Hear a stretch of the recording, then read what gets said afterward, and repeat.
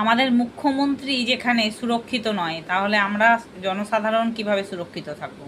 ভাবো একবার, তৃণমূল সরকারের আমলে বর্ডারকে খুলে রাখা হয়েছিল, যে বর্ডার দিয়ে হাজার হাজার জেহাদি আমাদের পশ্চিমবঙ্গে ঢুকে গেছে।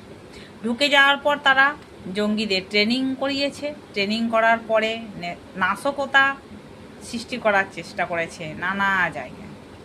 তাদের যে কি উদ্দেশ্য ছিল সেটা এবার যদি তৃণমূল জিততো ভোটে, তাহলে অবশ্যই বুঝে যেতে। এটা বাংলাদেশ বা নেপাল নয়, যেহেতু এটা ভারতবর্ষ, তাই তারা পারেনি। তৃণমূল সরকার চেয়েছিল এটাকে মিনি পাকিস্তান বানাতে। তাই আজকে মুখ্যমন্ত্রীর যে বর্ডারগুলো বন্ধ করেছে, তাতে জেহাদিগুলো রুচি রোজগার বন্ধ হয়ে গেছে, যার জন্য তাদের মাথায় টনক রয়েছে। তার জন্য আমাদের মুখ্যমন্ত্রীকে মেরে ফেলার চেষ্টা চলছে। কি তোমাদের মতামত? কমেন্টে জানিও।